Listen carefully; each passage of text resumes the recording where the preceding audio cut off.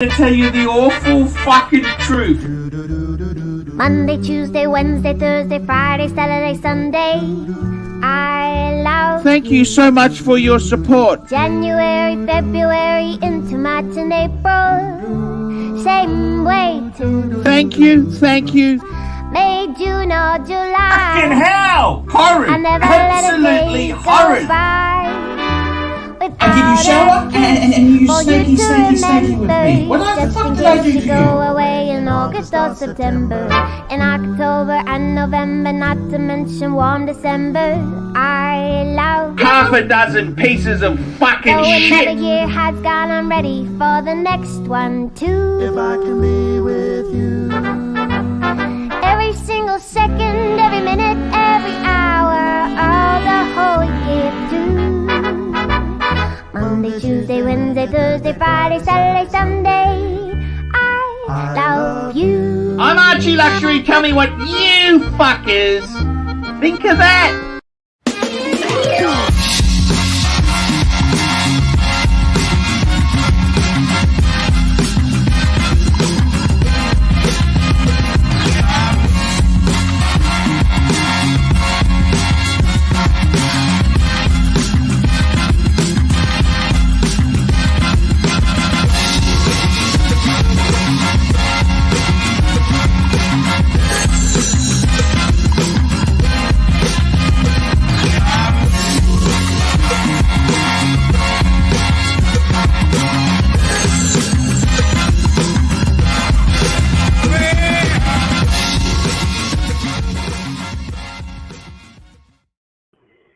Good afternoon, good evening. This is the ArchieLuxury live stream, and I am not ArchieLuxury, but I will be entertaining you guys as this afternoon or evening. If it's evening for you in Europe. Alan French Fry says, hi, Arch. It's not Arch, but I will say hi to you, Alan French Fry. Good to see you, Matt Lindell. Hi, bikers.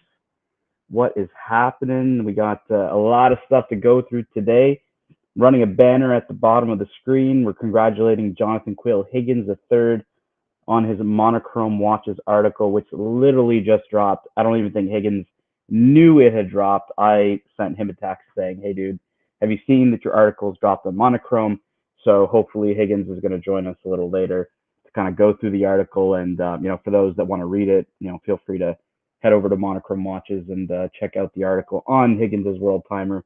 But if you are tired of hearing about Higgins' World Timer, you are totally fine not to go read it. Monkey Tennis Lee says, yes, Tan.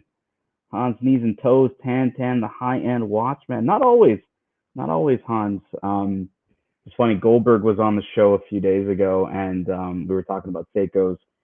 And one of my guilty pleasures is a Seiko Turtle Blue Lagoon, which I actually purchased after watching Goldberg's video many years ago.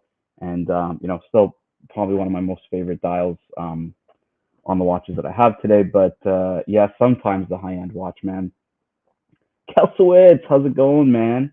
So let's go watch talk. Thanks for hosting, pal. Yeah, man, we're going to go through watches today. A lot of topics, specifically mostly on John Higgins' monochrome watches article. But, yeah, no, we're going to kind of I'll do a bit of riffing with the chat, see what you guys are up to, see what you guys want to talk about today.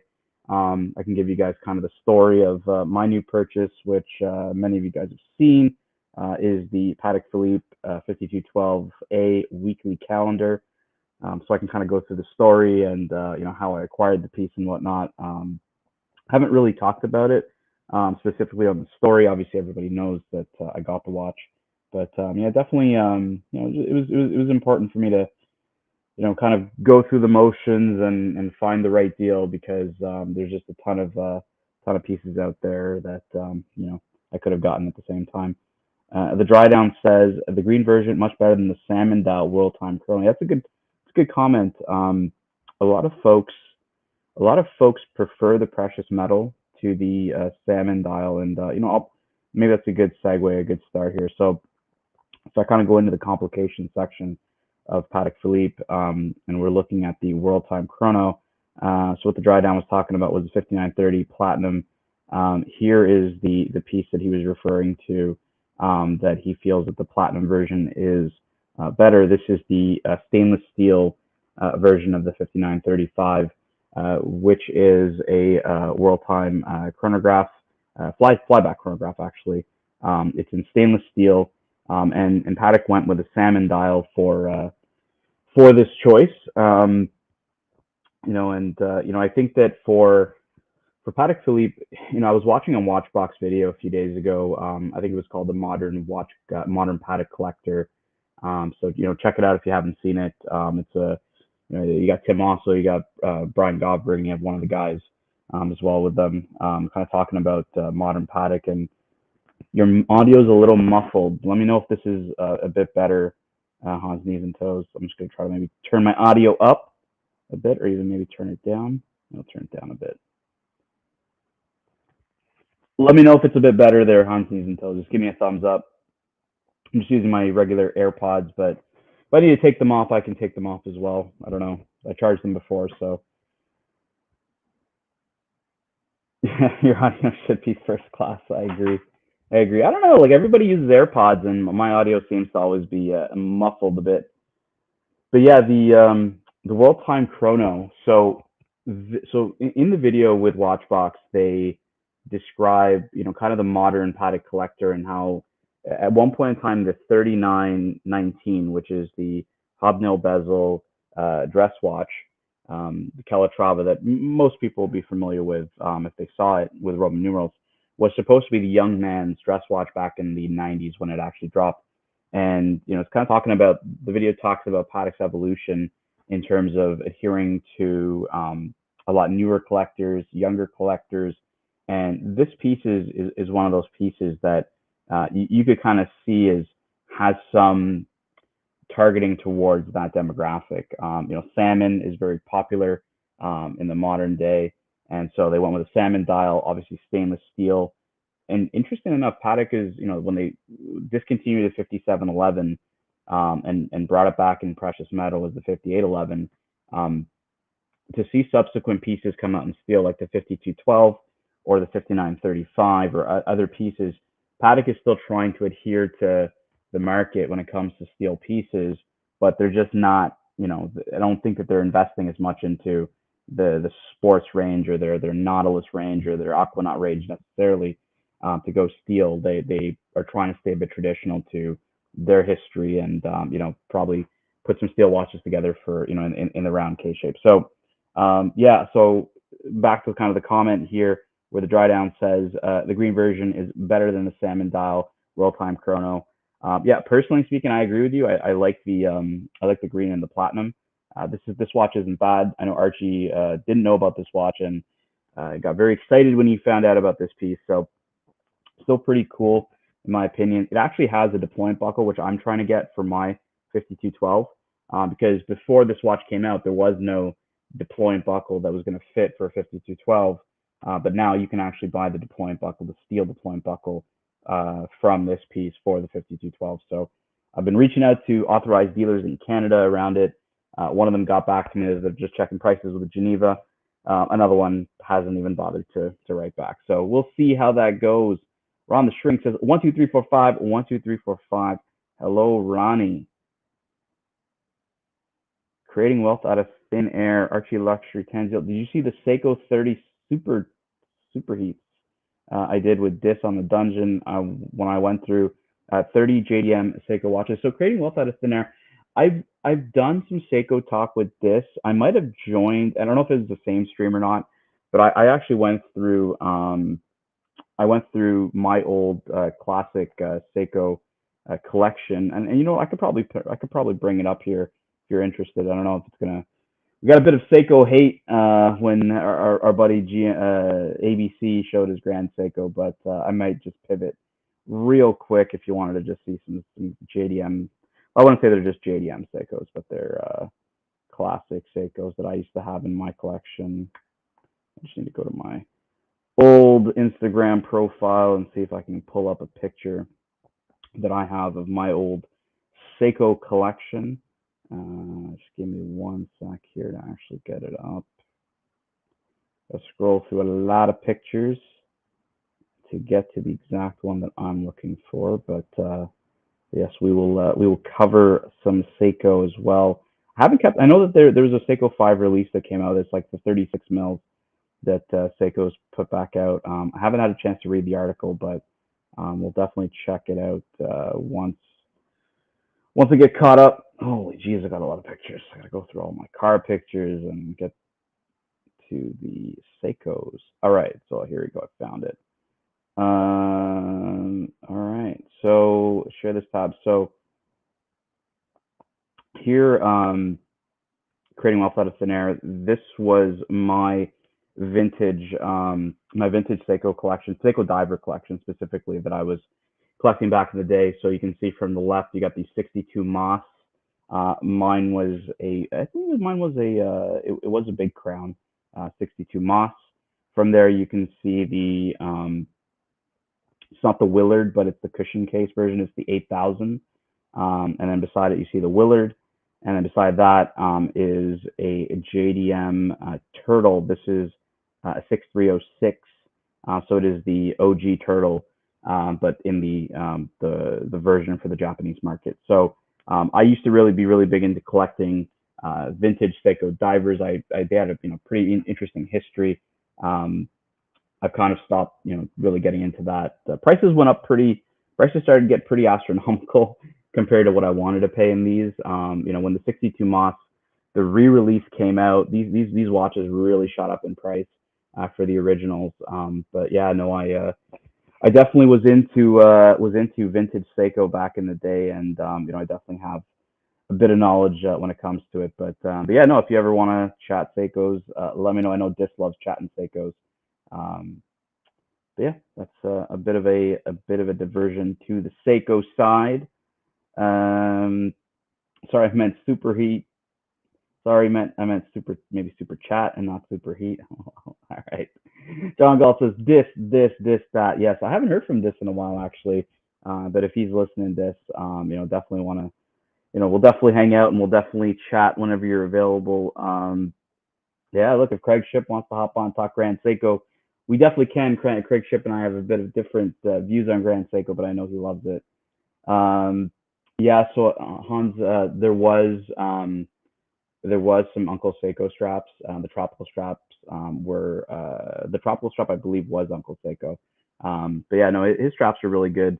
I actually had I'll show you a really cool Seiko I had. It's not a diver, but I'll show you this one here. So this was probably one of the first automatic chronographs of all time. This was a speed timer that I owned.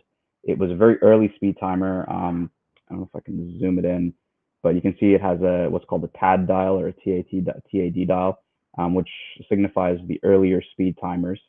In this piece, the date stamp on my watch was like March 1969. So this was extremely, I think it was even pre-Basel World where the El Primero came out or was showcased. So Seiko had an automatic chronograph all ready to market prior to the El Primero. So I was very proud to actually own this piece. It just, you could see kind of the inside, the inner insert had, it's nicely ghosted out. And I had an original bracelet for this. Really cool piece. Very sad I sold it. If you were to ever ask me some pieces I have buyer's remorse with, this would be one of them. I sold it and I kept trying to buy it back, like from the folks that I sold it to, and then just no one really wanted to sell it. And finding one in this good condition was very hard to come by. So definitely a piece I missed, but it was one of the first automatic chronographs ever produced. Hans says all on rubber. Yep, they were. My divers were on rubber. Blue Pogue dial. Damasco says a Seiko fan as well. Yeah, look, like, just because I like Patek Philippe and I like, high horology type watches, that doesn't mean that I'm not a watch enthusiast and I can't appreciate, other brands that, just don't cost as much money. And for me, when it came to Seiko, I really enjoyed, they have a very large catalog in their vintage, and it's really, you can really just collect those in and of themselves and create collections like that, which I found very interesting. I like the hunt. I like the stories that went behind them. So for me, a story like this, where it came to the whole discussion of the creation of the first automatic chronograph wristwatch, this piece was extremely interesting to me because it was like, well, hey, there was this whole battle between the Swiss and the Japanese and everybody else to come to market with this piece. But Seiko, to them, it was less like, they didn't really tout anything about this being the first automatic chronograph. They just went to market, which was pretty interesting. But yeah. Tan. Ask Archie to tell one great watchmaker worked for Tan. Ask Archie to tell. So I wonder if you want me to make this a trivia question. One great watchmaker, that worked for Rolex. I've been giving Archie a lot of trivia questions, which was definitely which I've if you guys ever see, I've always said, hey Archie, you get demoted to altar boy or whatever, but if he doesn't get the answer to the question. So yeah, it's definitely a question I'll probably ask him, centered around that, no problem. Always room for vintage Seiko, great heritage. Yeah, look, they have a really interesting collection of watches. Obviously different. This is chronograph, but their divers for me were really what I liked collecting from Seiko. So I just, it's interesting because when I look at brands, even like Patek, I look for brands that have a decent amount of depth in the range, and I think when you look at kind of like AP these days, it's mainly the Royal Oak. That's why I want them to succeed in the code 1159, because it just expands the type of pieces you can get from the brand. And with the star wheel and with their perpetual calendar, for me, that I find those very interesting. But I really do hope they get away from the whole one trick pony between the Royal Oaks and the offshores. But yeah, like Seiko in and of itself, very, very deep catalog. And yeah, like a couple of forums, if you guys are really interested in Seiko, Wrist Sushi is a good forum that I used to be a part of. Obviously, you have the main Seiko forums that are out there, but Wrist Sushi had a lot of vintage focus. Really knowledgeable collectors that helped me on my path of choosing the right speed timer, because there's a lot of like fakes and or maybe not even fake, but like Frankens, and just the condition of some pieces are just not what people are asking for from a price perspective. So a lot of experts there that if you're looking to buy a vintage Seiko, it'd be a good place to actually ask questions. That's what I did when I was collecting my vintage Seikos. But yeah, Jean Marco says Seiko's great value, Captain Willard. Yeah, it was. I did have a Captain Willard. I don't know if I have a photo of me wearing the Captain Willard. No, I do. Here we go. Captain Willard. Show this tab. So 311 weeks ago, it was a new watch alert for me. 6105-8119 Captain Willard. This was a 1976 Captain Willard. And you can see in the Captain Willard here, this, what do they call this? The traffic light hand, or, I forget the term, but I think it's like a traffic light. It looks like a red light and green light. This is often where you see a problem with these pieces. Either they're just in really bad shape, or they're just fake. This, you can see the loom is in pretty good state on this piece, and it was in a pretty good condition when I got it. And I kind of, in the Seiko world, relooming watches isn't as bad as it is in the Rolex world. In the Rolex world, that's like terminal. It'll kill the value of the watch, or can kill the value of the watch. In the Seiko world, folks don't want, what the term they use is wabi when it comes to the loom on these pieces. They don't really like, it deteriorates pretty bad and looks pretty gunky. So often they'll be reloomed, and people care for a bit of more restored condition, which is similar to like cars, right? We see car restorations, and folks, if the cars are restored tastefully, folks are willing to pay a lot more money than sometimes if it's original but in just really bad shape. How about Orients? Unfortunately, I never owned any Orients in my lifetime, but hey, there's always a first for everything, right? Swinging Kangaroo in the house. What's going on, folks? How are we doing? Doing good, Swinging Kangaroo. I'm just doing some watch talk today. started with some Seiko, hopped over to some Patek, doing some Patek talk. Maybe I'll hop into my piece here that folks have heard about me talking about, but maybe I'll just kind of go through my story here with this piece. So for those that don't know, I picked up a Patek Philippe 5212A weekly calendar. It was last Thursday, and I've been wearing the watch basically every day, just to obviously get the vibe of like, is this a daily wearable piece? Is it a good work watch? And for me, I've found that the watch, I'm worried a lot less about the piece, and when it's stainless steel versus my precious metal Pateks that I've owned. So it's a lot lighter on the wrist. Oh, we got a guest here. Rodin 3.0, what's happening? Hey, Ten. How are you? Yeah, I'm good, man. How's everything with you? Still injured and hungover. So yes, the ski injury. yes. But the hangover is not related to the injury. The hangover is just you having a good time after work. But man, I'm not sure about after work, but before work maybe. I don't know. I'm not gonna say during work, but no, I'm not. Yeah, man. Yeah. So the weekly calendar. How's your experience been so far? For me, it kind of sucked at the start where I was a little frustrated. I wanted to buy this piece in December, and it was just very, very tough to actually find it in Canada. You obviously, you know the struggles in Canada where it's a small market. There's not a lot of ADs, and the supply is just not there. So I made the call out to a lot of my dealer friends and just folks in the collector community that, hey, if you have a 5212, let me know. I'd be interested to buy. And at the time, nothing in Canada. Everything was from the States. It was 18% tax and duties. I was just not willing to pay that much money for this. Fast forward about a week, well, 2 weeks ago, I got a lead in Canada where one of my my dealer friends reached out to me and said, hey, there's a collector willing to part with his 5212. Are you interested? I know you were before. And I said, yep, absolutely. Just make sure it's a full set and conditions in good condition and all this jazz. So everything checked out. I said, yep, I'll come to you. I'll pick it up. Went to the bank, got a bank draft, showed up with the money, and it was all done. And then, since last Thursday, I've been wearing it daily. And yeah, look, I was just getting into the fact that it's, pretty lightweight, obviously being steel. And like the complication for me, in the line of work I do is useful. I know that some folks are, in their daily lives, they don't really care for what week of the year it is.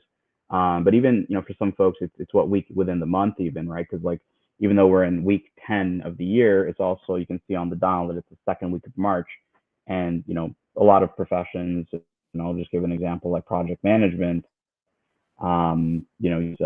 will use weeks, and they are important. So for me, complication is very useful for work. I love the size, 40 millimeters, stainless steel, classic, round watch for me from Patek. Yeah, I'm really, really, really enjoying it, man. I love that you a lot of folks in the chat. You got General Sod in the chat. Sorry. Oh no, sorry. I think the connection cut out there for a second, but I was just saying I love how I think this is the first time in history that someone has referred to the weekly calendar as almost like a project management tool watch. Well, yeah, I mean, there's a lot of professions that would use it, right? Like Yeah. project management, project managers would say, hey, like, they're doing the projects and they're calculating the weeks of the year and stuff like that. But there's other countries in Europe that use the week of the year as well as Asia. So there is application for that. But if you're if you're not in that kind of a profession, then I can absolutely understand. But even then, right? Like you got date, you got week, and the week corresponding to the month necessarily. It's maybe a little off sometimes, but you get it close to a triple calendar as you could get. The movement's an updated version of the 324.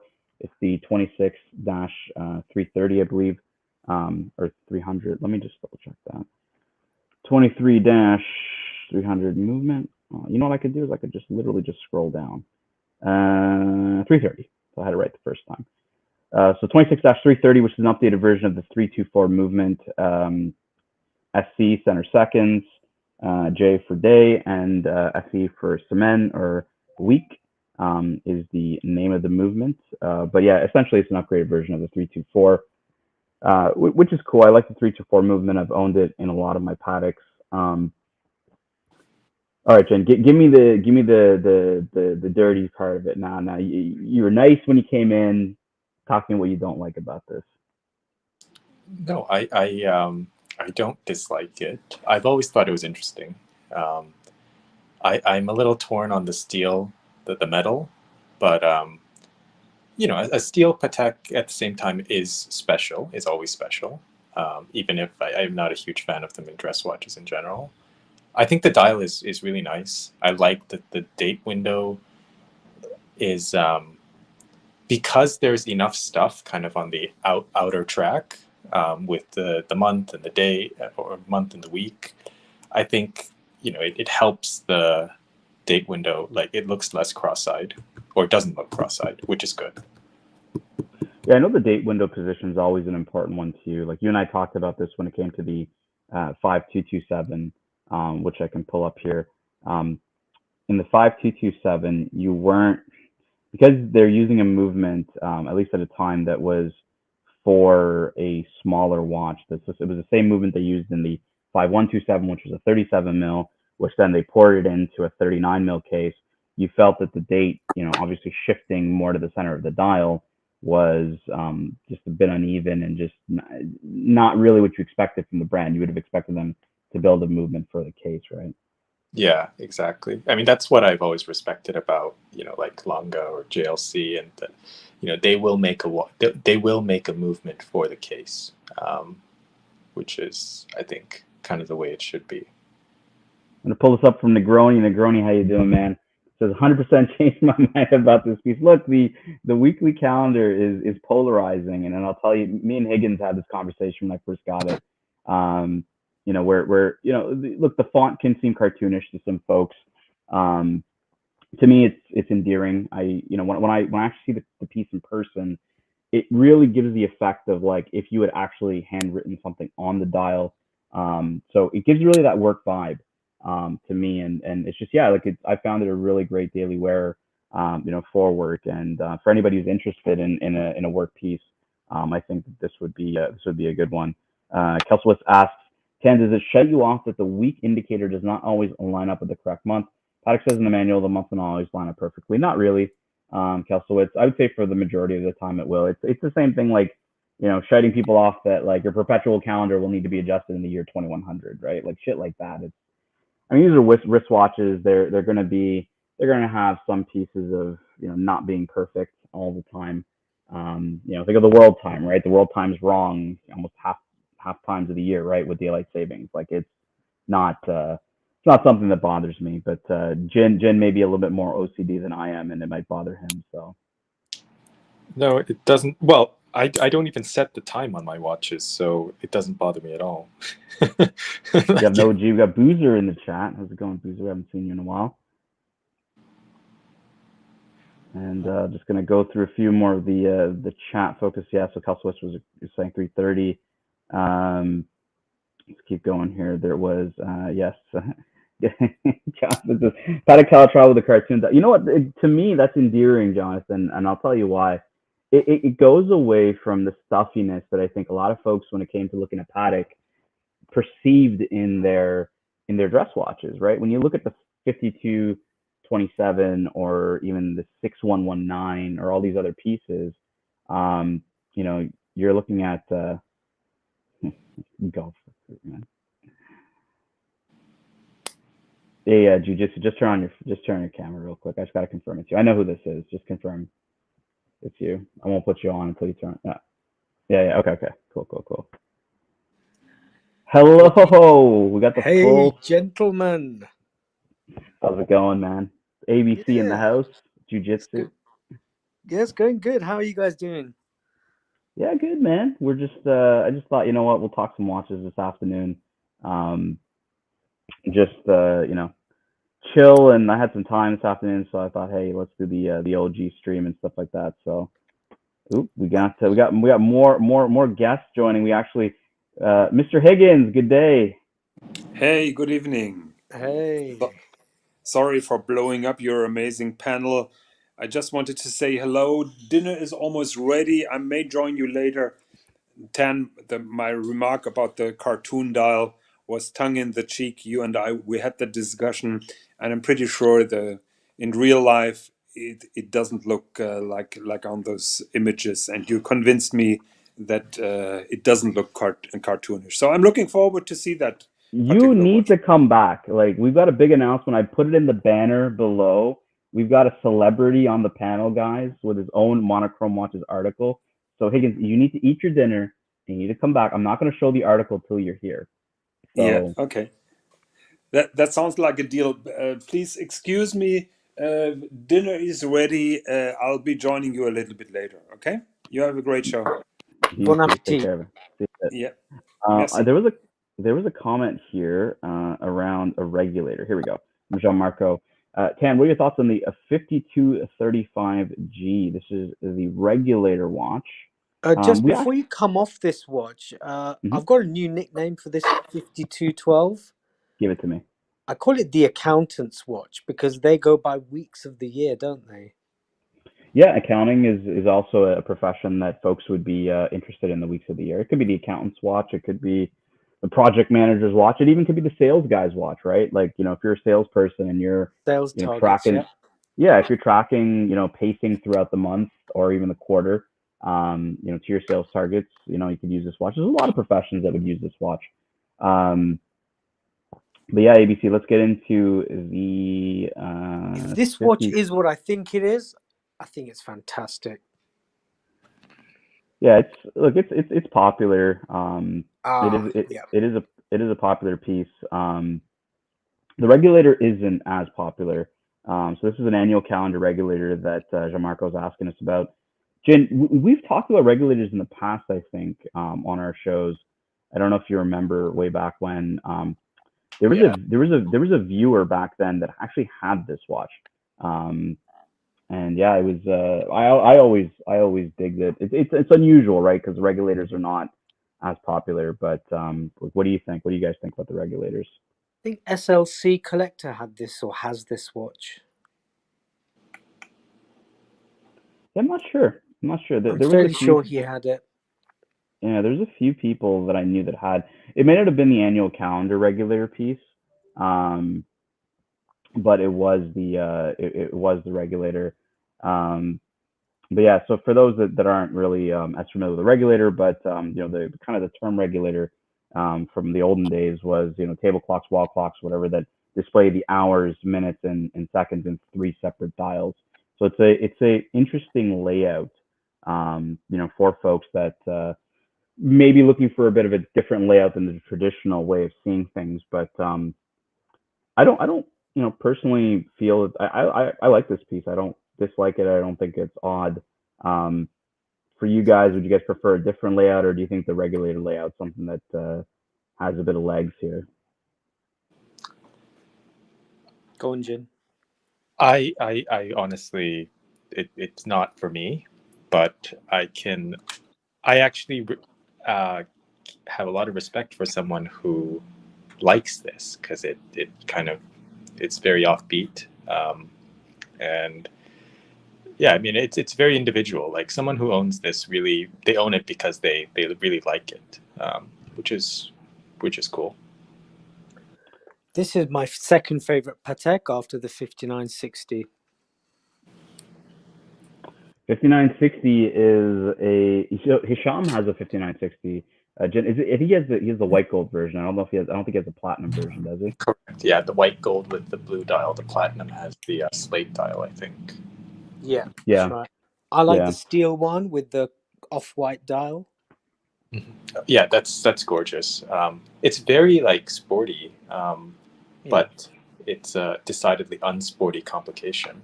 But yeah. Yeah, that concentric chrono is so cool.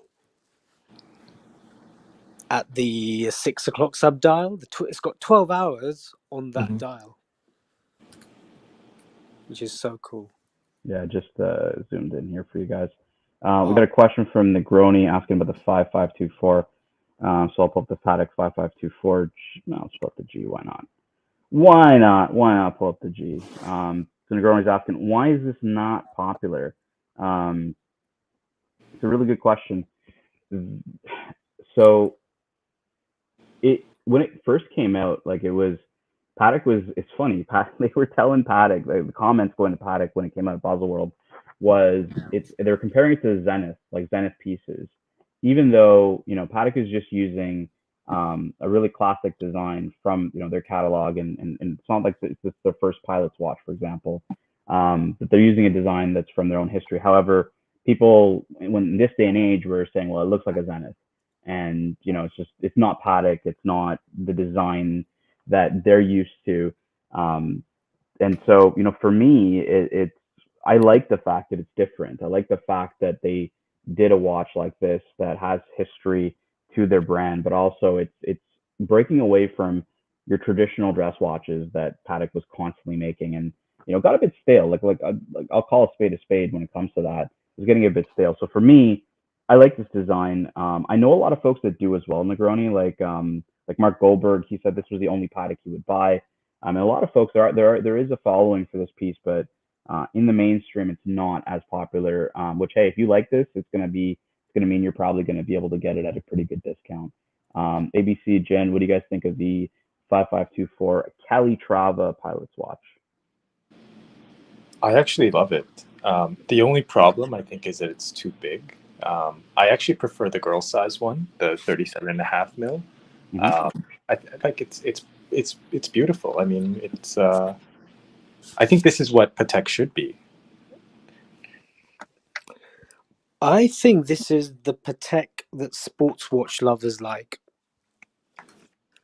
and I had a Zenith that actually looked a bit like that.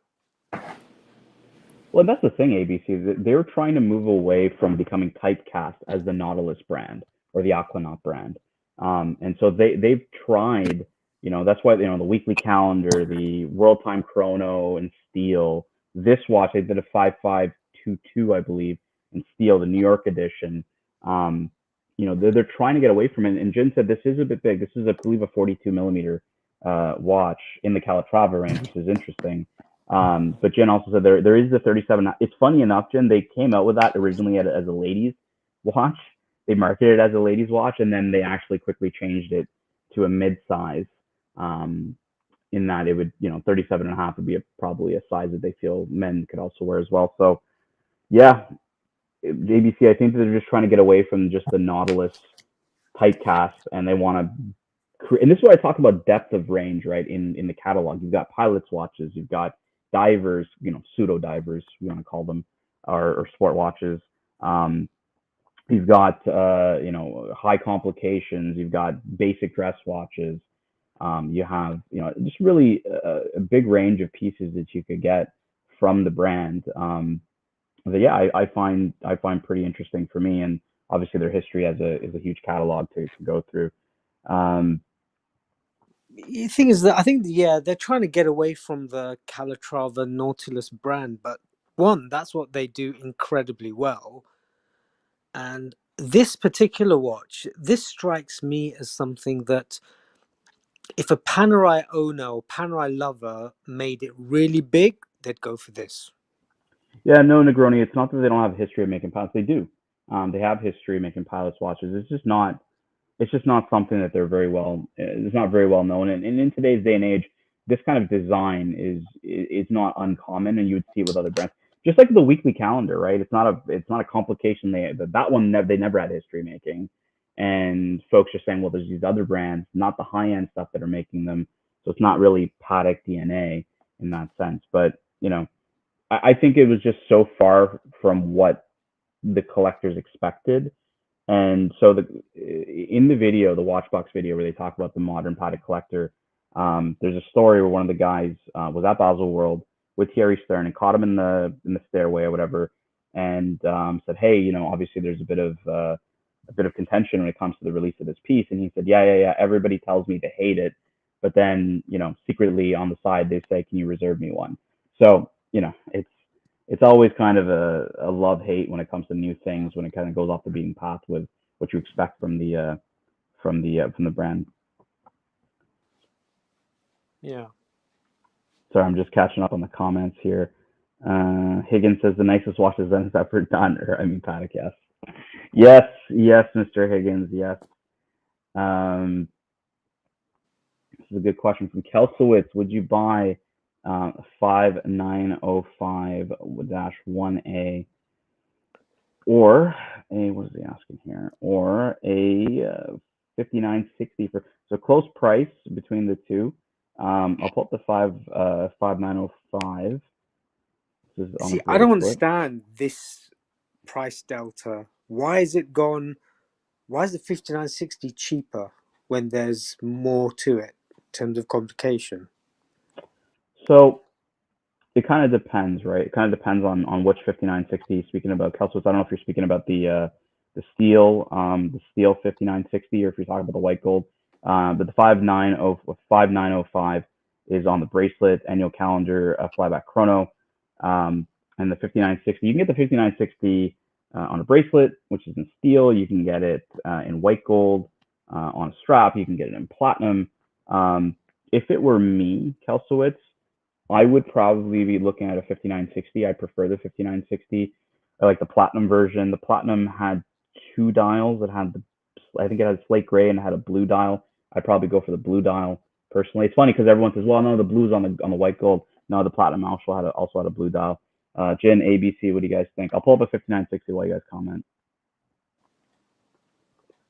I don't hate the 5905. It's just that when you throw the 5960 as another option, because this is exactly what JJ was considering when he showed me the 5905. It was after one of the shows, actually. I said, look, consider 5960, and it wasn't that much extra, and he went for it. He ended up selling it in the end, but I credit myself with planting that seed. Yeah, that's the one that JJ had. The sexiest man in Asia. Hello, Tan. Hello, Rodent. Hello, ABC. I just wanted to tell you that Mr. Professor is going to join you in a while. Thank you. Oh, wow. Professor and Saad are always welcome on the stream. We'd love to have you guys. So yeah, this is so Saad, we're talking about annual calendar chronographs. I showed the 5905. This is the 5960 platinum with the blue dial, which is, to me, is my favorite 5960. I would be leaning on the 5960. I love it in this platinum and blue configuration. It's just personal preference, Kelsowitz. I'm not a big bracelet Patek fan, so I'd probably go for one on the strap. Chris says, I had the 5524G and love it. A lot of hate comes from people who've never owned it. Yes, you know what? That's the thing, Chris. These watches are not very common, and I think in today's day and age, it's to me, that's the cool factor, right? Something you don't see all the time. If I saw it in the wild, I'd be pretty amazed to see it.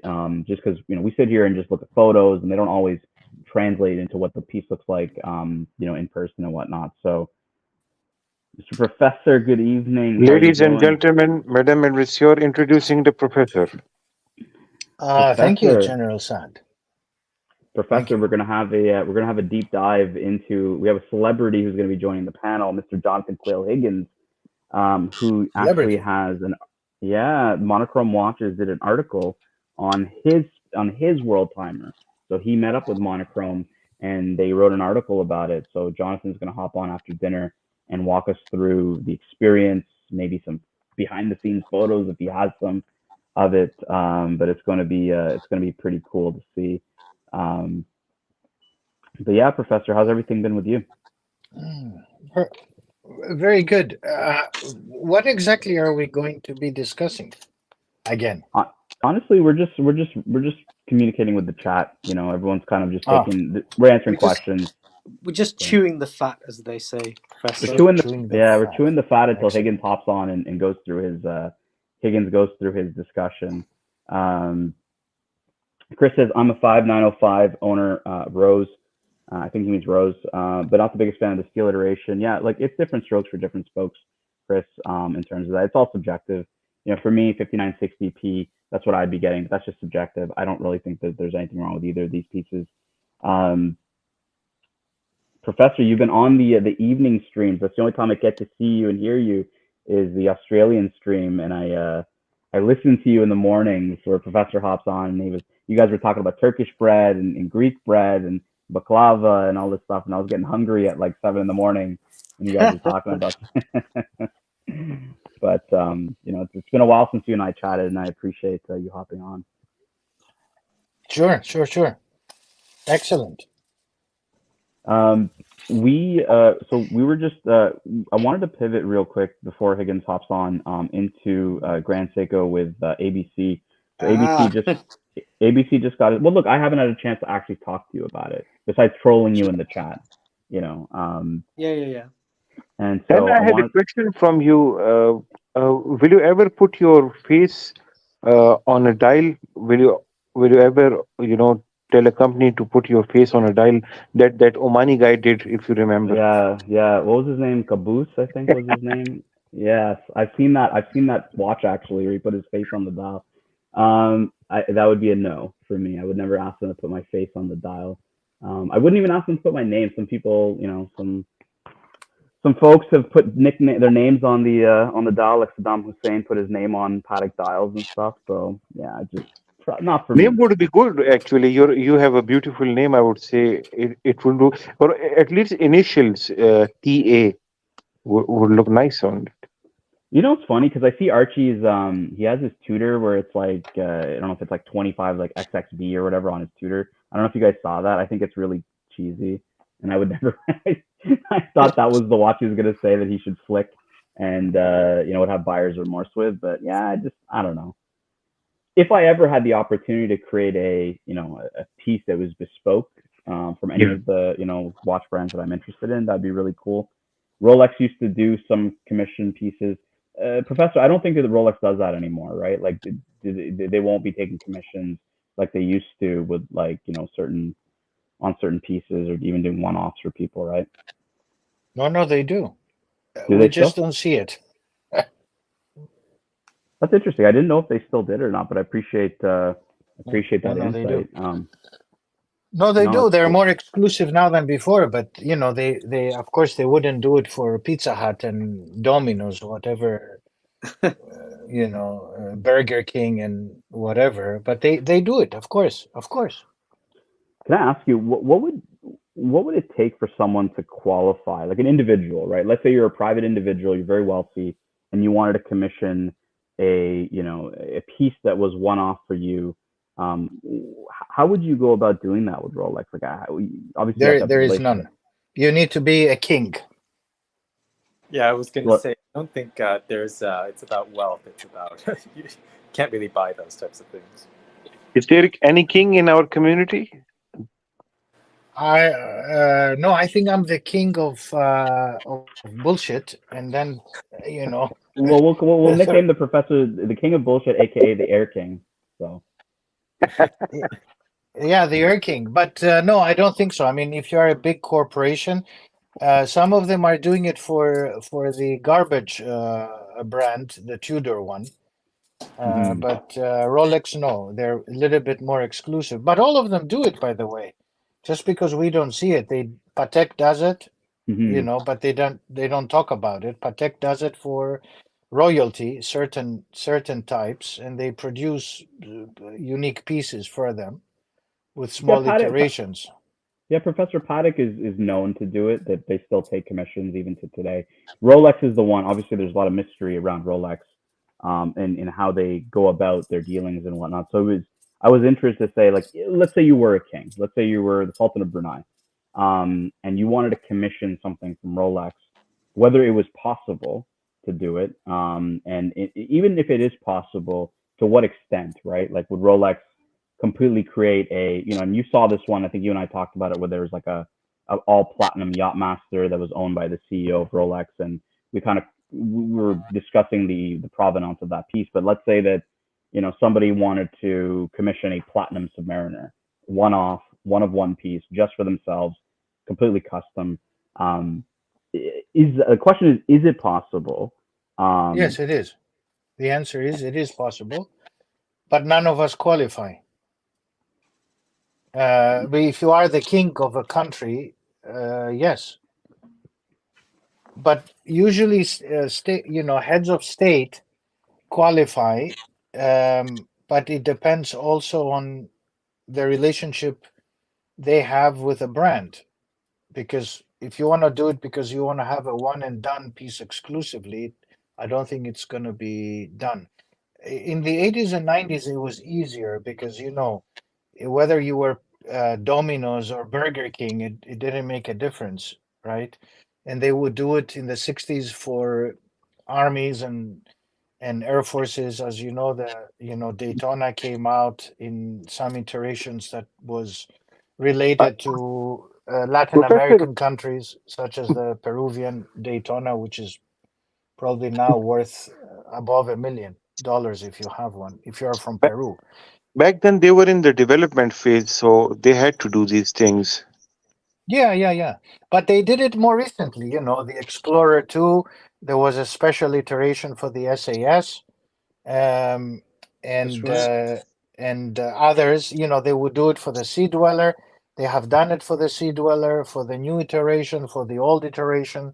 The old iteration, it was done for the special unit of the Carabinieri, of the naval special forces, of the police, not the Navy underwater demolition team of Italy. I mean, they were Citizen and Seikos because that's a proper diver's watch. I mean, but commemoratively they do it, but we just don't hear it only because it doesn't make it as obvious. They many pieces are not produced, and a lot of them do not make it in the wider public. And the yacht master that appeared that you mentioned, Tanzil, it appears because of special circumstance, Yeah. um, and there are very dubious um, issues around that particular watch.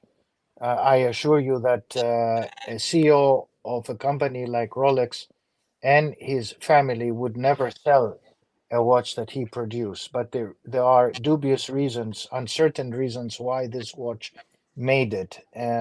So but they still do it if you are head of state of certain type.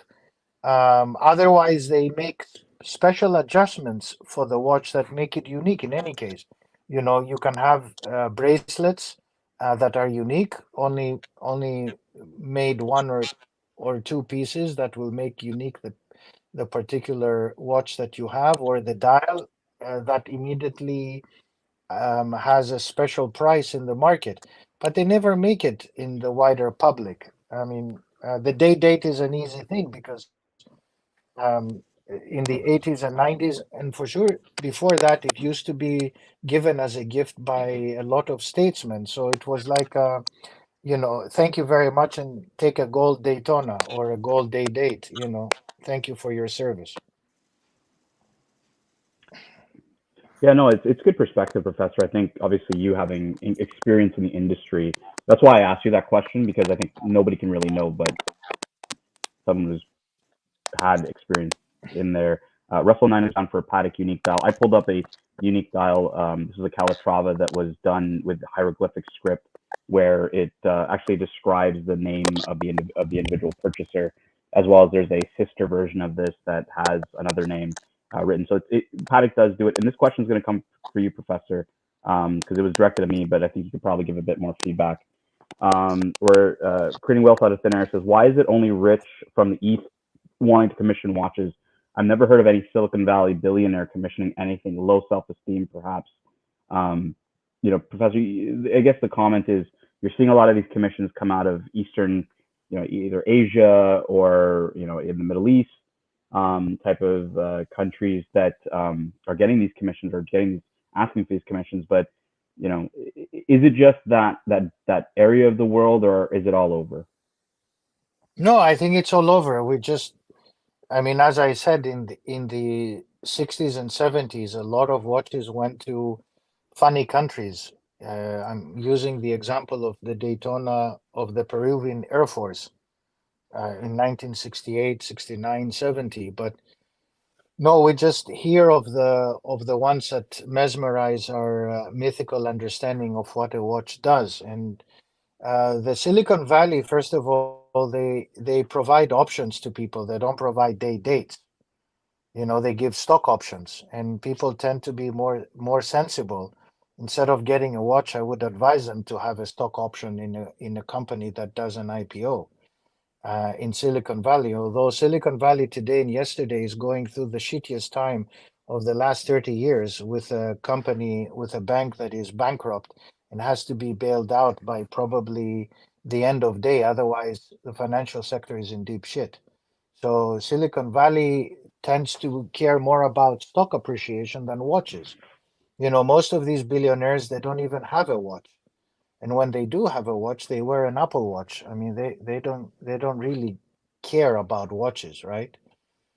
Yeah, I think So, it's you know, I, I think it's yeah, I was gonna say it's hard to generalize, right? Like, you see it with cars, right? Not every billionaire has an exotic car. They don't care. Some of them don't care for cars, right? Like it's probably the same when it comes to watches. I Yeah, think it's we care because we tend to be immersed in the hobby, and we think that everybody should do it. But for them, you know, for the billionaires, it's the super yacht. It's not the mega yacht. I mean, a mega yacht is below 50 meters, but who gives a damn about a 50-meter yacht when you can get 200-meter yacht, right? I mean, this is the kind of thinking. And if you look at most of the Silicon billionaires, they don't even care about Patek and Rolex and shit and all of that. It's garbage for them. You look at Jeff Bezos, what does he wear? You know, one day he wears I mean, they claim that he wears Ulysse Nardin and all that, but he doesn't care, right? So we care, and we try to externalize our care as if the world cares. But these guys don't care. They think about. I mean, look at Zuckerberg. What does he wear? I mean, he practically doesn't even wear a tie. You think he's going to care about a stupid watch? So it's you and me caring, and 10,000 other people. But for the Swiss, it's fine. They don't really mind as long as Asia buys like crazy, and the Middle East and this hype continues. They don't care if the Silicon Valley guys buy. Silicon Valley buys jets, yachts. You know, from time to time they discover the car, and occasionally I mean, what's his name? The Oracle guy, um, Larry No, Ellison, right? He wears a Submariner, and the guy's worth what, 20, 30 billion? Yep. This Yep. is the Submariner is a watch for my driver, right? I mean, you give it as a gift for him to go around. Larry Ellison wearing a Submariner steel, not even a gold watch. So usually these watches, like luxury items, studies have been done over the last 40 years. It goes to people like me and you know, upper middle class, if you can consider them, who are aspirational, and they want to show, that they're bigger than they are. People who are very rich don't care about watches, extremely rich. Russell 996 says he got as far as the committee that decide on personalizations and allocations, but his request was deemed unsuitable as it Yeah. involved the Patek logo. That makes sense. Like I could see that. That makes sense. We got a super chat here from Anthony Pellegrini. Thank you, Anthony. Much appreciated. Opinions on the Indie Explorer two tone. Thanks. I'll pull up the Explorer two tone. We got some Rolex guys on the chat here, so we'll pull up the Explorer two tone and see what you guys Two think. tone. You mean the 36 millimeter? That's a woman's watch. Jin has an Explorer 36. He He's got should sell it. Sell it. well it's Give it funny, back. he's got 7-inch wrists, but he wears a Explorer 36. Jin, what are your thoughts as an Explorer owner on the two-tone Give it Explorer? back. I like it. I like it. I think it's cool. I mean, I do. Yeah, I think I told you I was thinking about getting one. I don't know how sober I was when I said that, but and also it's not that easy to get either. But it's good. I mean, what's not to like? It's the perfect. It's the best Rolex ever made, just in two tone. So Professor Jin is a very big Explorer fan. He owns an Explorer 1 and he owns an Explorer 2. And the question that happens is that I always kind of question this watch's utility, right? Like it's a sports watch, quote unquote sports watch. With its somewhat history tied to the Everest, the conquering of Everest. But it's like it makes sense to me that this could be in two tone because I don't really see a huge sports function to it in today's day and age. So I think it makes sense in the two tone. So I don't have an issue with it. But I know Professor has an issue on the size on the 36, but that's just to Yeah, me, if you have a Professor. small wrist, medium, Yeah. it's okay. Let's not, yeah, that's fine. But if it's on the larger size, I mean, for me, between the Explorer 1 and 2, if they produce the one in a 39 millimeter iteration, which hopefully one day they will wake up and do it, Well, I will buy it. I will so certainly buy it. the last time, so Jin and I we met up in Arizona a few years ago, and he was wearing the Explorer 36, and I was wearing my Explorer 39 at the time, and I always thought that the 39's proportions just weren't right, and when I wore the 36, it seemed a lot more proportionate. Um, Jin, you've worn both, what did you think of the 39 as a size? I never thought it was right, but I'm interested to hear your take. Yeah, the funny thing is, so I have a 40 mil Explorer 2, which I think wears really nice on my wrist. But then when I wear the 36, it also kind of wears equally nice. I think the 39, like it wasn't really a problem with the size being wrong. It's just, yeah, the proportions were just a bit strange. It was almost like this kind of uncanny valley type of resemblance to the original Explorer, but kind of not really. Yeah, it's something just off. And I actually tried this watch when it was introduced. The AD called me, so there were few problems with the watch. One, it does not feel like 36 because of the drastically tapered lugs. When you compare this with the 36 Datejust, that looks little bit on the 38ish side, and this looks on the 34ish side. Secondly, the bezel, this dome bezel, and the central links are scratch magnet. So these are the only two things. But if you don't consider them to be problem, then this is a good watch. Yeah, I agree. This is an interesting comment from Nick Miller. Says there are many societies around the world in which wristwatches are quintessential to one's wardrobe. We have a pretty diverse panel here. Different countries where of origin and stuff like that. Like in terms of cultures and stuff. So, like Professor, you were talking about the Mediterranean countries earlier, well, last night, but it was my morning when I saw the stream. Talking about the Cypriots and the Greek Cypriots and the Greeks, Turks, Lebanese, and stuff like that. In that area of the world around the Mediterranean, would you feel that wristwatches are important to wardrobe for those cultures? What do you guys think? Let me say something very quickly. I mean, it is a wristwatch is clearly a sign of success for certain countries. I mean, you cannot be an Italian not wear some kind of a Rolex. If you go to Italy, every Italian, even if they're bankrupt or poor and they live in their cars or car, they will have to have a Rolex, right? And in of course, a wristwatch is a sign of success, no doubt. Wherever you are, but in China, it used to be prior to the corruption trials that if you didn't have a gold date, again, I'm generalizing, you were not successful. So the way they fought corruption in China is that whoever wore a date was seen as corrupt.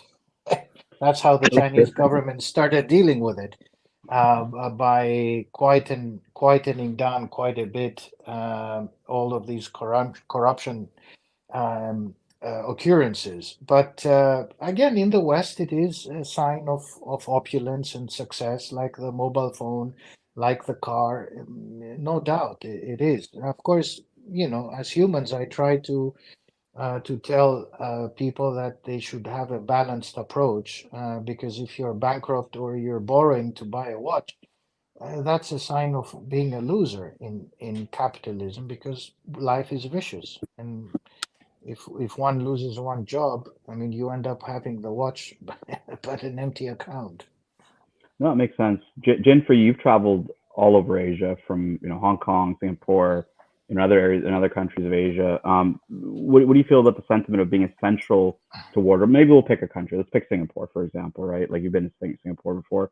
Um, is it important? Do you see it, like, is it prevalent? Is everybody wearing a wristwatch? What do you think it's like over in that part of the world? Yeah, I mean, their love for or the kind of those countries, their love for an type of watches is well known, and just the sheer size of the continent.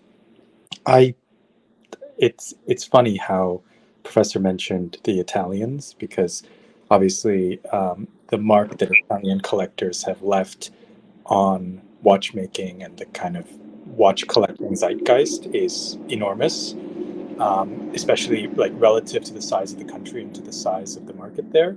I mean, Italy's a big country, but it's not. It's never been like one of the top two or three like markets, right? Whereas I think like it's funny because Asia is definitely the biggest destination for watches. Like even watches that are sold in Europe or North America, a lot of those are bound for Asia, kind of in the end. But it's interesting that Asian collectors have never really been able to define the broader zeitgeist. I'm not sure why that's the case, and maybe that kind of leads to some sort of inferiority complex that drives them to consume and collect even more. I don't know. And for you, Saad, obviously an area of the world that's very dear to my heart in South Asia, the Indian subcontinent. Do you feel in Pakistan, like the culture, is everybody wearing wristwatches? Obviously, it's a different area of the world than for example, we're talking about Greece and Turkey and other places in the Mediterranean. But how's it like over where you are in that part of the world? I think in my part of the world, whoever is eating kebab and biryani is considered to be more successful than having a Rolex. Well, that's actually, they're probably right. So that makes sense. but also there is another thing, Tanzil, to all of this, that the world has evolved, and it now when you wear, I mean, depends where you are, but again, in certain countries in Asia, having a gold date is a sign. It's a no sign. So they go for less visible brands. Also, in the post 2008 2009 financial crisis in the West, a lot of people changed watch preferences, and they went from wearing Rolex to other brands that are less known. And there was that subtlety. What happened after 2011, 2012 is that because of the social media effect, the music industry, and the bling bling of that undertone, Rolex watches and other watches that had a lot of diamonds and bling effect came back to the fore and became very fashionable. So it all Yep. changes, and what is happening eventually with Rolex is that Rolex is pushing its market and its customers towards the heavy, expensive pieces. Eventually, it will become very difficult to own a steel piece, and people will opt to buy the two-tone and the heavier pieces like the dates, to the detriment of people's pockets, but to the benefit of the company. And I think this is a strategy that many other companies will adopt over the next 10 years. It's a very good point. Matt Lindell says he's been wearing his Explorer One for 27 years, almost every day, and I have no problems with scratches on the bezel whatsoever. It's interesting, Matt, because when I started collecting, over a decade ago, it was, people didn't really care. You sell a watch, it got scratches, like whatever. We expected that. It actually showed character. This day and age, you see posts online, on the Facebook forums when you're selling watches, and they say, can be polished for a fee. And it's like, back in the day, nobody wanted to polish the watch. Keep it as original as possible. So I give you a thumbs up for doing that. Our friend Creating Wealth Out of Thin Air has been asking this question twice, so I'll pull it up. This is for the panel, so I'll open it to you guys. What is your thought on 30 luxury timepieces, one per brand and one per day for 30 days of the month collection? Your comments. I would say, what happens when the majority of months have 31 days? Good point. Or 28. Good point. Not the majority, but only one would have 28 or potentially 29. Saad, 30 luxury timepieces, different brands for 30 days in a collection. Your comments. Well, this is a very difficult thing. I personally don't like 30 different brands, to be honest. For me, it's just 2-3 brands that I like.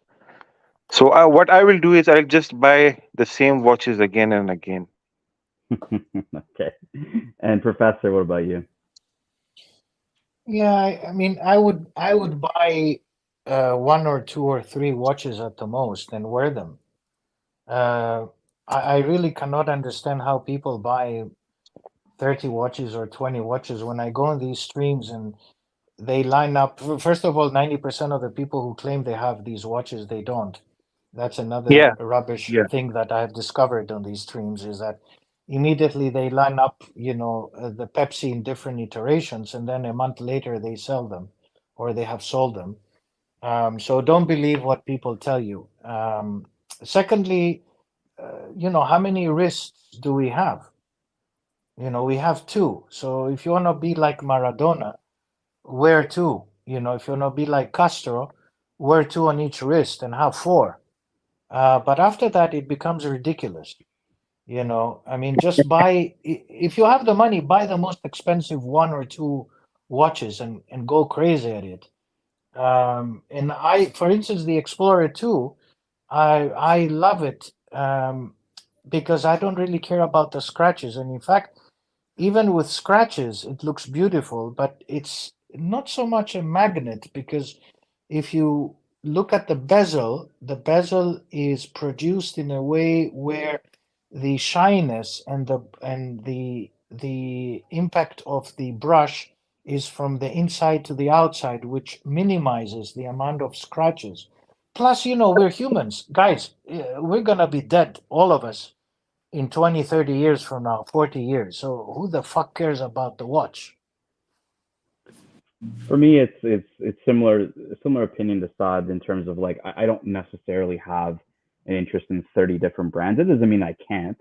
Um, for me, there's a natural amount of watches that I want to have in a collection where I want to give enough love. And to me, I'd rather not just wear something once a month. I'd rather wear it once a week or twice a week or 3 times a week. Like with my Patek, I'm wearing it almost every day because to me, I want to enjoy the things that I have, and I don't think the frequency of once a month would really scratch the itch for me. So that would be my opinion on it. But I do know that there are people with 30, 40 watches that all enjoy, and to them it's different, right? They want to enjoy a huge collection, and they don't mind if the frequency is a lot less of wearing it. Hans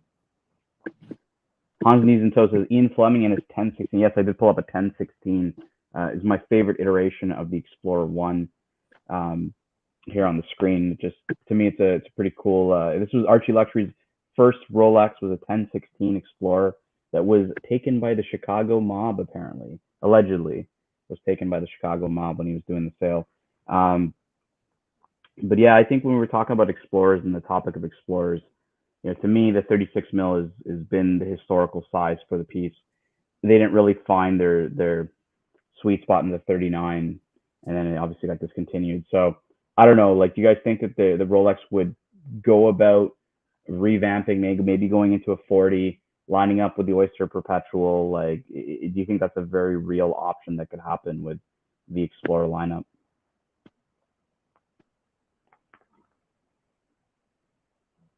By the way, then I've sent you a WhatsApp message, Audemars Piguet, if you can check it. Audemars Piguet. Sure. We can pull that up, Saad. No problem. All right, Yes. General Saad, walk us through this AP. So I love APs. After the day date, the second, or after Rolex, the second option that I want is Audemars Piguet. This is actually one of three pieces in the world. It was produced in 1998, and the reference number is 25659BA. So it's a rare piece. I came across this, and I immediately, Tenzil came into my mind. I thought to share it with him. So, what's your opinion on this watch, Dan? Well, it when you when I got the picture, I was like, okay, yeah, it definitely speaks of Saad. Um, and it's unique. Look, for me, AP with the Royal Oaks, they've a lot of folks enjoy the Royal Oaks with complications. They enjoy not just the basic Royal Oak, and so for me, I'm also of that of that crowd. I do like a Royal Oak that's not just simple, but I do also have only the simple ones myself. But I do love the perpetual calendars, and I like the chronographs and whatnot. So from a cool factor, definitely cool. I'm not big into the iced out look for the APs. It reminds me a little too I'm much of. also in not into iced out look at all, but the thing I love about Royal Oaks is that it is somewhat reminiscent to the day dates, because you can find some rarest of the rare pieces, one offs. Some of them are with special dials and things. So that is why it is also a thing of beauty, and you can enjoy it just looking at them. It's not necessarily you have to buy them, but it's just for discussion's sake. The Audemars Piguet Royal Oak is a great, conversation piece, I would say. So I pulled up the 25659. I think this is BA, is what Yeah. you said. And so this is from Phillips Auction. This watch from 1988 is a perpetual calendar. This one's open work, perpetual calendar. Um, and yeah, it has, like I mentioned, right, complications on the piece. I'll kind of show the back here as well. This one was limited to three pieces. There's a three-piece limited series here. So I don't know if the other one was part of this limited series, because you said that is a reference 25659BA. Yeah, Yeah. exactly. So 39 millimeter perpetual calendar. This one sold for 630,000 Swiss francs. So well above the high of the estimate here. But yeah, I mean, you're gonna buy this piece A because it's very very limited. B because it's a perpetual calendar.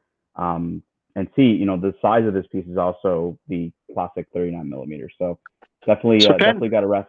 Go ahead. how did Audemars Piguet, this Royal Oak, become so successful?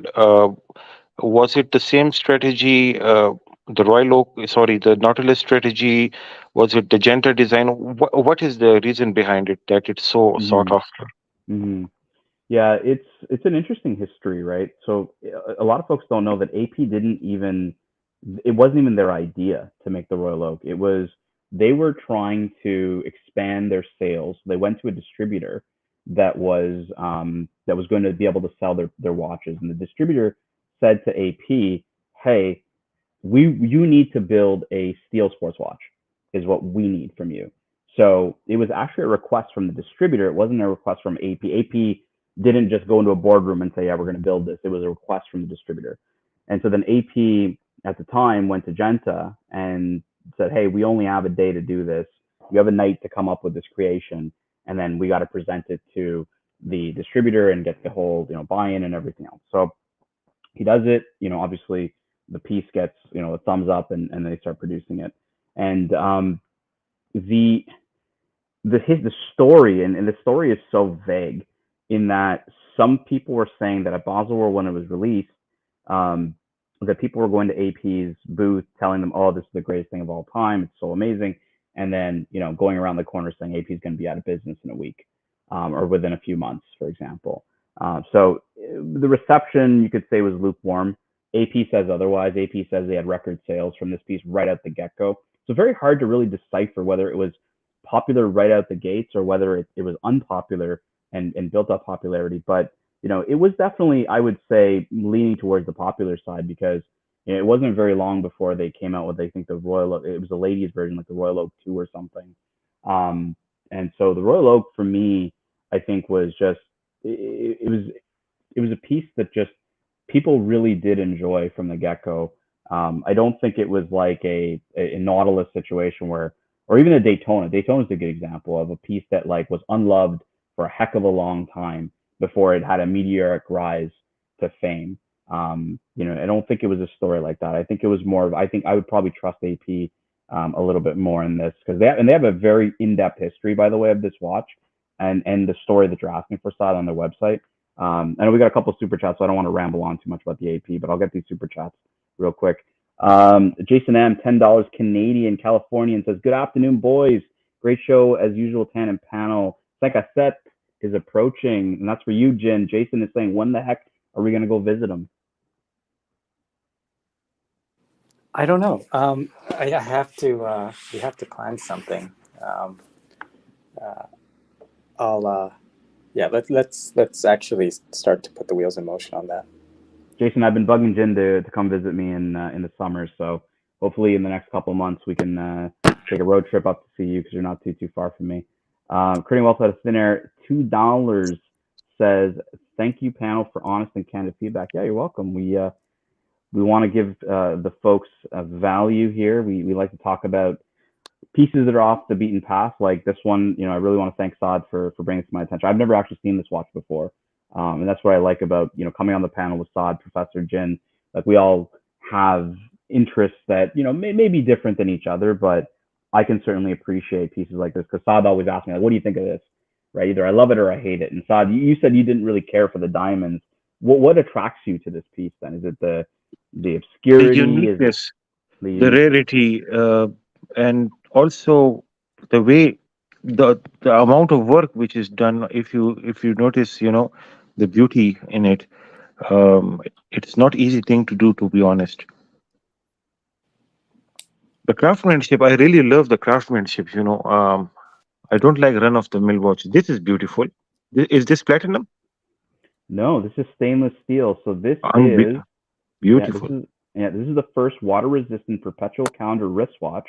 The Patek Philippe reference 1591 from 1944. You've heard me talk about this one. This one is a commission for I wouldn't say Nawab, but like they say a Maharaja. It could just be a royal, or it could be an aristocrat in India, and probably during the British Raj that happened. But and it was obviously towards the end of it because it was 1944. But yeah, it was a commission piece in steel, perpetual calendar, very, very cool. Syringe hands, brigade numerals. The crown is huge on this, huh? Yeah, it definitely is. I'll see if I can get some more pictures here. Yeah, it's definitely a big crown on it. Were the Maharajas playing polo by chance? It's a good joke. Mr. Higgins, hello. Hey. Wrong throw. I apologize. Mr. Higgins, before we get into your chat, I'm going to have you talk about a Patek with me. I know Professor loves it when I talk Patek, but I wanted to just get your take on this. This is the first water-resistant perpetual calendar commission piece for a we'll use the term Maharaja, but yeah, it's fine. Maharaja is fine. Yes. Yeah. In India, what a gorgeous in the 1940s. Watch. Absolutely beautiful. How much is the diameter in millimeters? 35?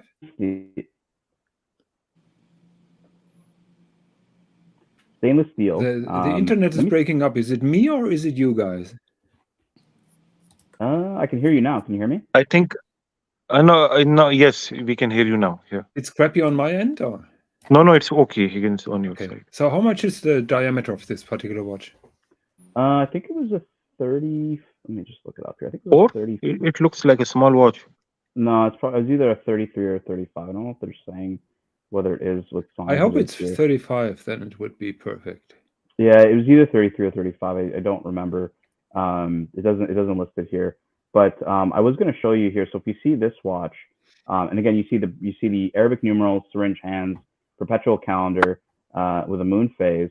This is a modern version, 5320 perpetual calendar. This one has center seconds, similar to the other piece. I would it doesn't. I don't know the history of the 5320, but I wouldn't be surprised if there's at least some design cues from that piece unique watch from the 40s. But, You're right. Yeah, it looks like the successor to that watch. Yeah, but the problem is it doesn't look as nice as the other one. Yeah, exactly. Especially the dial color, I would say. Yeah, and the numerals are different, and it's the main downer is when you see it at the back side, the small movement with a huge spacer. Yeah, I'd rather have a closed case back than this kind of view. You know, this is what one day Tanzil made me learn. You know, he was comparing two Audemars Piguets, and one had this huge what is it called? We can call it bezel or something. This spacer and spacer. spacer. Was it Audemars Piguet or some other watch? I don't remember even. It was probably the Patek. Patek, 5196 is the worst with the tiny 215 movement. Yeah, that was the one I was. That was the one I was describing. Yeah. From that day onwards, I always look at these rings. These spaces. Yeah, no, it makes absolute sense. In the AP that you're referring to, Saad, I was comparing the 15300 Royal Oak to the 15400. Let's see if I can pull the 15300 versus 15400 movement. There's a great picture online on Google Images that I found when I was checking it out. There was a picture side by side. Both movements were, compared. Together. Oh yeah, here we go. I got it. I'll pull it up. So here on the left, it's the 15400. Yeah. So that was a successor to the 15300, where the case went from 39 millimeters in the 15300 Royal Oak to 41 millimeters in the 15400. And then you can see on the right is the 15500, which is the same case size as the one on the left, but AP obviously had updated the movement. It has a new movement from the code 1159 in it. And I preferred, because the movement looks, obviously fit for this case as opposed to the one on the left, which Nico Leonard says is his favorite Royal Oak is the 15400 because he likes the writing on the dial. But for me, when I flip it over, I don't like the fact that it's this really small movement that's got put into a case where they probably should have just, went and built a movement. It's ridiculous to have an open case back. Higgins, do you like the skeletonized rotor? I really love it because you can see the movement even more. We'd like to thank the Shark Tank for giving us an update that the 1591, that's a stainless steel version, 1940s Patek I had up, is 35 millimeters. So it could be grew hair. All right, guys, we have a celebrity now on the panel, Mr. Jonathan Quill Higgins. Please address it correctly. Duke now. Duke Jonathan Quill. Duke John Higgins on the panel, and as a celebrity, he's got a very nice announcement for us, an article on monochrome. Jonathan, I'm going to share it. I want you to give us a story. You got this article, and for those that don't believe me, you can see here today's collector, Jonathan Quill Higgins. Come on, you should have used your proper name, Higgins. Come on, don't act like this. You should have used Mr. GMT. Mr. GMT. All right, Higgins, keeping the mystery. Give us a story. Give us a story of how this article came about, as well as anything you can share about the article. It's a very simple story. I said it also in this article, which was just published a couple of minutes ago. I've reached out to Monochrome, and I thanked them for featuring those independent watchmakers, and in particular this particular watch. And I told them, first time I read about this particular watch was on your Monochrome article, and I'm in the process of getting a unique piece done, and they showed interest, and they interviewed me earlier this year, and that I met the founder and editor-in-chief, Frank Gehlen, last Friday. He took some pictures. He also took pictures of other watches from my collection. And I'm going to be interviewed very soon about those other watches. And so there will be more articles about.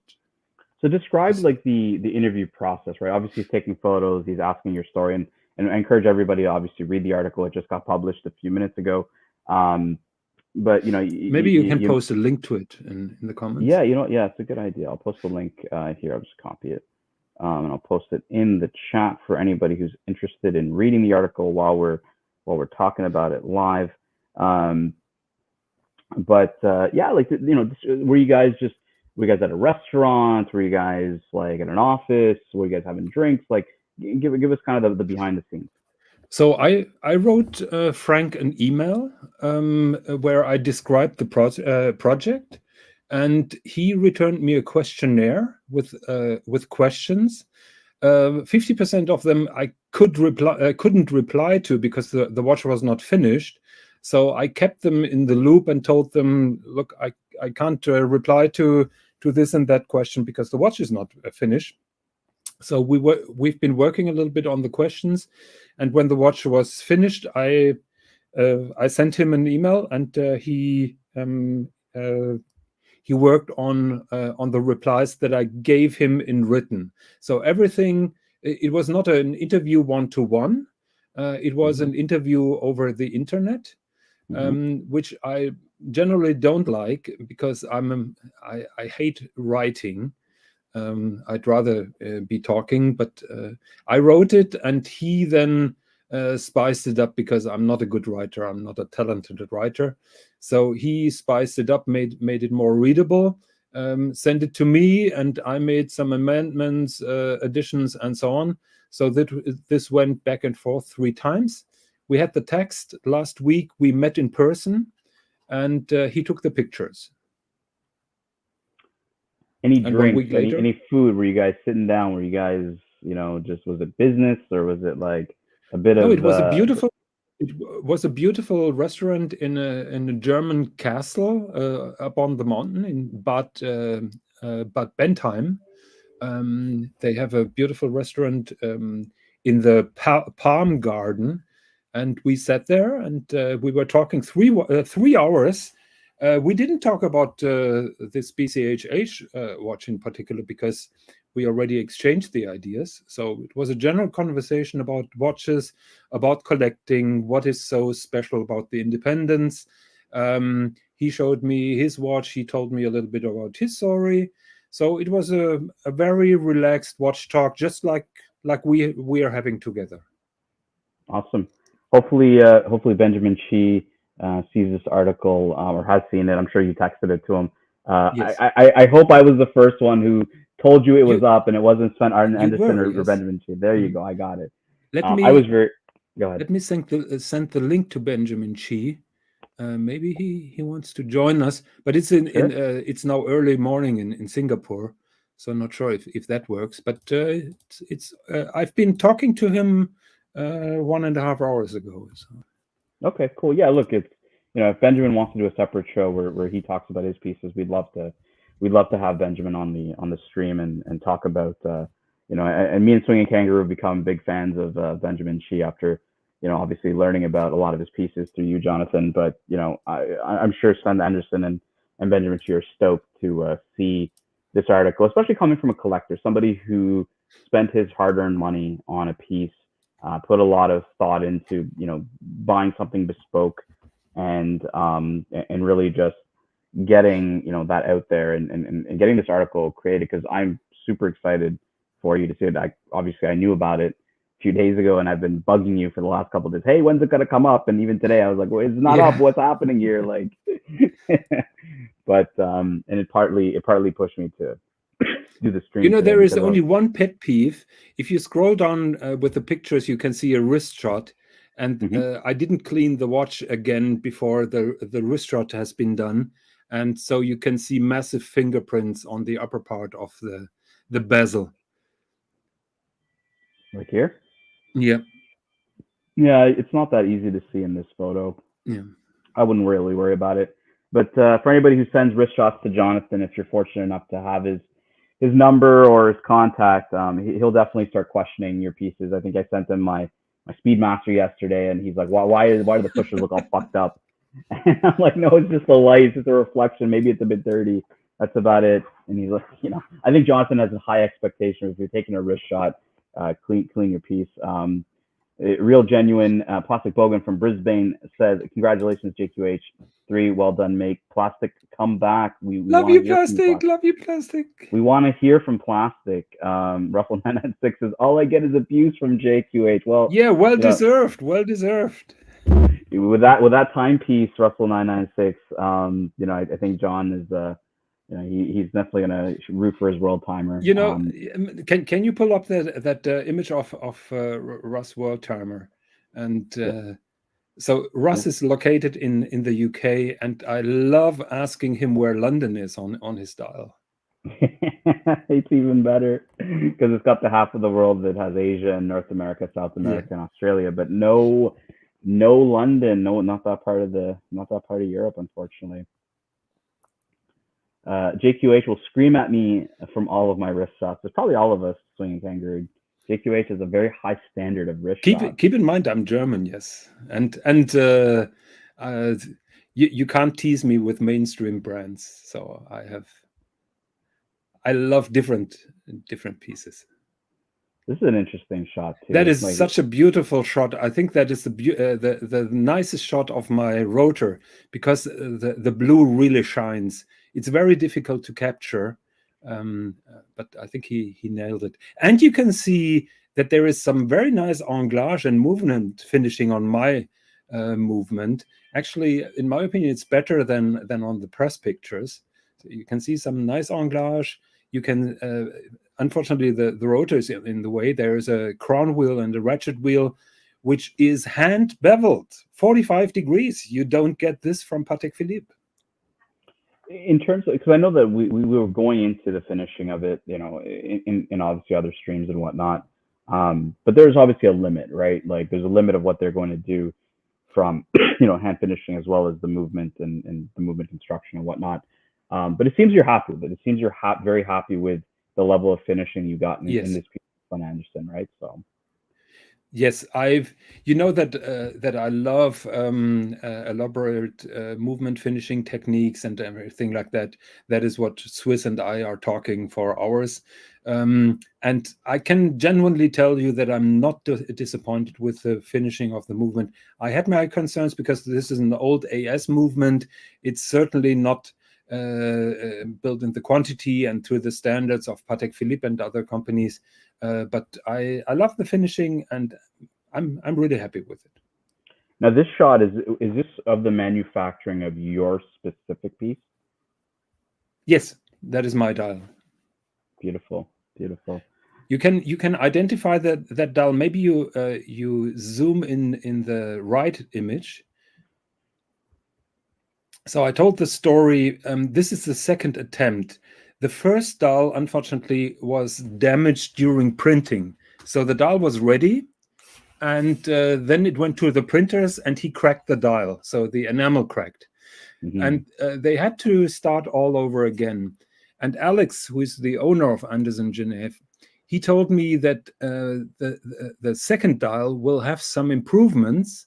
And I asked him, which improvements did you make? And he didn't want to talk about them. A couple of weeks later, I asked him if I could feature Lake Baikal in Russia with the dial, because that was not on the sketch, on the draft. And he said, this is your lucky day, because they're just making your dial and Lake Baikal will be featured. And you can see Lake Baikal where the tip of that brush is.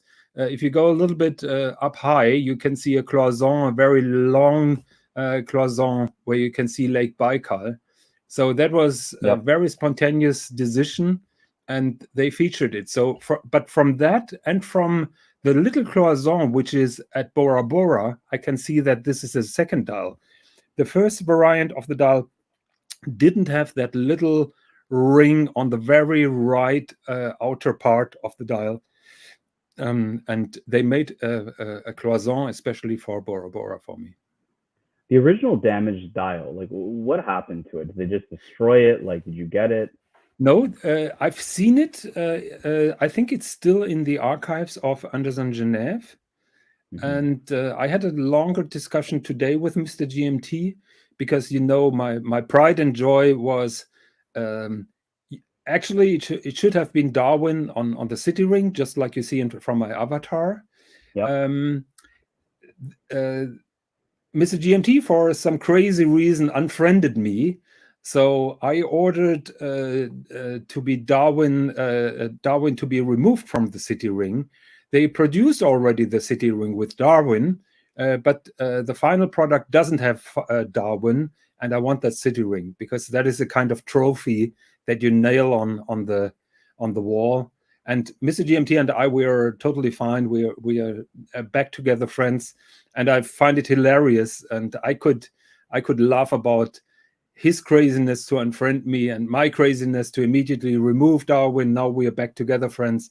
So that is a story alone. No, that's awesome. Yeah, I know that you and GMT are good now. It's just, I think a lot of us feel, we love Mr. GMT too. So we were like, we were hoping that Darwin would have been on the ring. Hans Nieses is asking you to sing a verse here in German. I don't know what this means in German, so I'm not going to pull it up.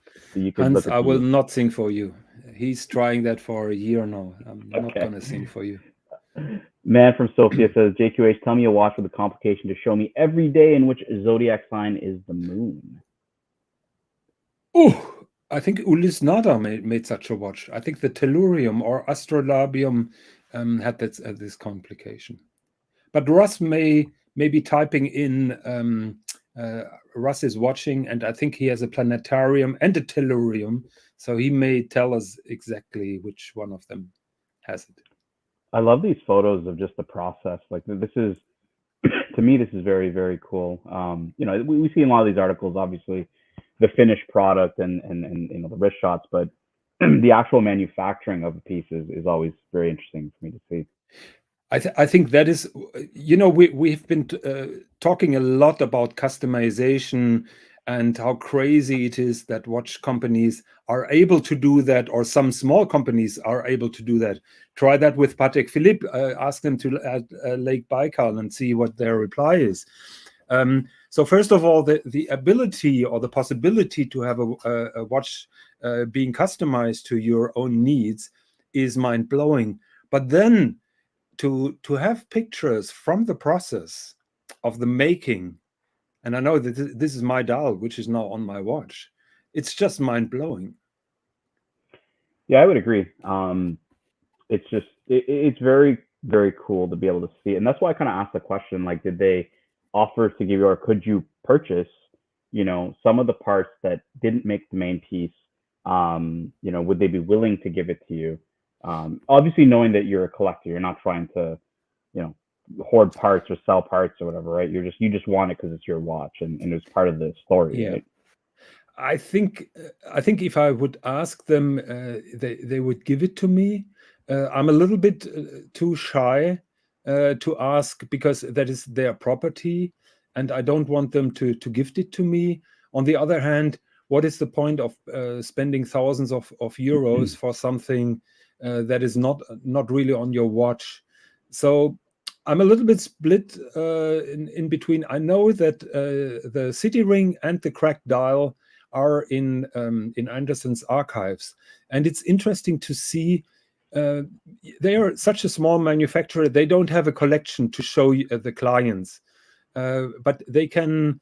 When you visit them, they can give you ideas, and they can tell you, we did this for a client, and look what is possible. We made that for a client. So those spare bits are very, very valuable for them, because every bit and piece is different to another. So I'm at one point I will try to get that Darwin city ring, because that is a trophy, and I'm willing to pay good money for it. Willing to pay good money. I think I'm gonna send them an email and say, hi, my name is Mr. GMT, and I'm the guy who wants that. Do you think Mr. GMT and I will start a bidding war? Bidding war. I'll start it on your behalf. Russell 996 says, Tellurium has the zodiac sign for the moon and is a cloisonné dial. May I add, cool. the cloisonné on the Tellurium is really crap. But it has white cloisons. That is something that was not possible. One of my wishes was, you see those cloisons, I think we've been talking about them. Those are the golden borders around the continents. Yep. Those are called cloisons, and that is a flat rolled gold wire, which is then bent by hand. And Yes. one of my requirements was I would like to have the cloison in silver color and not in gold color. So apparently they can't work with white gold in that delicate kind of way, but they tried to rhodium plate then the top borders, and that failed. So they told me it's not possible to have it. The tellurium, on the other hand, it has silver cloisons, but the cloisons are not very elaborate. So it's probably no surprise that the cloisons are so bad on the tellurium. Because they're probably white gold. Makes sense. We And have white gold is much harder to bend and put in shape. We have the bear in the house. He says, "Hi, gentlemen. Nice to see great guys doing great watch talk. Thank you, Bear. Bear, by the way, Mr. Higgins is now a celebrity. Has his own article up on Monochrome Watches. Was just debuted today. So definitely check it out. When you have a few minutes after work or on your break or whatnot. But we're trying to give a bit of a spotlight to Mr. Higgins to give him some congratulations on his article. Yeah, I know that today. Bear is very interested in that custom project, so it's worth a read, Bear. Yeah, Bear's all over these articles. He loves, I always see him in his horology talk Facebook group, posting articles from a whole bunch of different websites and stuff. So I'm sure Bear's seen it, but I don't know if everybody, they may see this and just say, oh, it's the Sven Anderson piece, and most folks may not know it's actually yours. And Jonathan Higgins is actually named as Jonathan Higgins in the article. Bear says impressive. Yes, very, very impressive. Congrats. Show him the rotor. Yes, let me get to the rotor photo here. Scroll down all the way. I think, yeah, here we go. Here's the rotor photo. Zoom in a bit for you guys. Hans says a celebrity, but he says no pictures, please. So the rotor is solid blue gold. So there is 21 karat gold, and the gold alloy has a high content of iron, and the iron turns blue when it's heated up. But it's a very delicate process to get the right color. Yeah, we talked about the rate of failure when it comes to it, because a lot of the design, like you said, they do the guilloche type of work on it prior to it being blued, and so there's obviously a high level of failure. And if the blue is not the right color of blue, right, the whole rotor is gone at that point. Yeah. So definitely for those that aren't as aware about blue, because for me, like in my Patek, the Dauphine hands and the indices are blackened gold, and I didn't really pick up on that when I purchased it prior, and then when I actually got the piece, I was like, whoa, these Dauphine hands and markers are pretty dark, and then I realized they were black and gold, and they have a great shine in the light, like they're beautiful, but yeah, different colors of gold. We were talking about that with Mike the Snake, who he's really interested in like the process of getting the change of color, like for example in this blue. Ron the Shrink says that's gorgeous and wow. Vintinier wrote at number 3, says, what is more terminal? This is for you, Higgy. Higgins' World Time or the Lyrique Etude number 1? We need I don't know. rancher.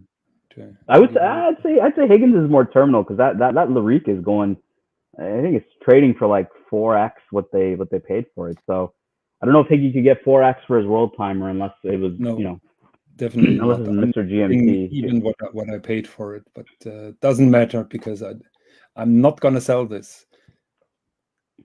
On knees and toes, says the Etude. What's up? You know that I'm a little bit obsessed about the rotor on my World Timer. Jamie Opulence made a super nice video, the Duel of the Titans, the shootout of the World Timers. Maybe you can link to that as well. Is that the one you have? You want me to pull this up on the screen? Yeah, the blue gold rotor is best being seen in motion, and I'm trying to show it to you. Yep, you're up. So because that it changes with every degree that the position of the watch changes. Wow, that's beautiful. I love it.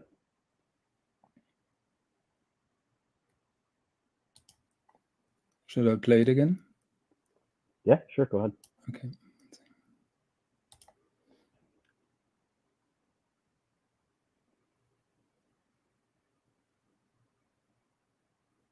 So it's very, very difficult to capture the blue color. Not very nice. And you see the movement finishing is not too bad. It's not bad at all, actually. That's what I was also looking at, was the stripes and the anglage and how it was reflecting over the light. So very, very, very, very nice. You know, you obviously, you know, it's funny. I don't know if you saw the Archie show where I super chatted into GMT and I said, "Hey GMT, I didn't see you like or comment on the World Timer video." His response was like, "Fuck that guy." Was his response. But I was like, "Hey GMT, I would have expected you to at least leave a comment on the Swiss and John show, right?" He's just jealous. I think he's butthurt that Darwin is not featured. Here we have a close-up from the rotor. Maybe I can play that. Yep. And you're back up.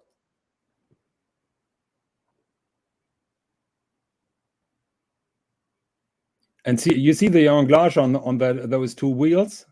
Yep. So 1 second, I'll show you the anglage again. Tell me Dodger wasn't the one taking on this video. Say it again. Tell me that Dodger wasn't the one doing all the video work. No, it was Jamie. But here you can see the hand beveled crown wheel and ratchet wheel. You don't get that from Patek Philippe. Very well done. So what was the experience like? So you meet Jamie Opulence, you know, obviously Dodger's there. It's obviously going to be a great time. When you guys were producing this video, what was your thought process around it? Like, obviously, you called the Battle of the Titans, or the Clash of the Titans.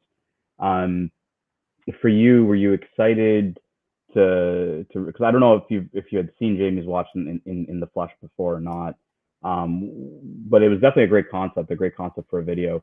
Maybe walk us through, you know, you guys meeting up and how that all went down and the kind of the story you guys were looking to tell from this video. It was all Jamie's idea, and I was happily agreeing. To me, I was not so I knew how a cloisonné Patek Philippe World Timer would look like. So there were no big surprises for me when I saw it in real life. It was just, for me, it was very exciting to see the boys that I only know from those stupid live streams, and it was surreal. People say never meet your heroes, but Jamie and Dodger are just like you see them on YouTube. There is no difference. Dodger is just the big nice teddy bear that you always see, and Jamie is the kind, sometimes a little bit cheeky guy that we all enjoy. So it was so nice to meet those guys, particularly when at the same time the shit was boiling on the Archieverse and on the YouTube channels. It was just nice to have a break and be away. However, Dodger couldn't resist showing up on Archie's stream, so we threw some hints where we are and what we're doing. It was a great time. It was very enjoyable. I love the Gonzo stream that you guys were doing on the Swiss and John live stream. You guys were drinking the German. I think you'd gotten some schnapps from. Yeah. You bought them some liquor, and then you guys were eating the cake. Raspberry schnapps and Schwarzwälder Kirschtorte. Yes. Yeah, and you were having the cake, and I don't know who was missing a piece of cake, and it was funny because I was like, man, like the Swiss and John show is like hardcore watch talking, and these guys are Gonzo streaming from the hotel, which was very cool to see. I was having a good time in the chat and stuff. So yeah, but isn't it, you know, we are talking about things that we really love, and so to meet people with whom you share this kind of passion, however they are probably supporting or after a different brand, it's just such a nice experience when everything goes well. I can tell you from James Bond meetings, I can tell you James Bond fans, particularly German James Bond fans, are among the most boring guys you will ever meet. And I never enjoyed those James Bond Club meetings. With Roger and Jamie, it was totally enjoyable.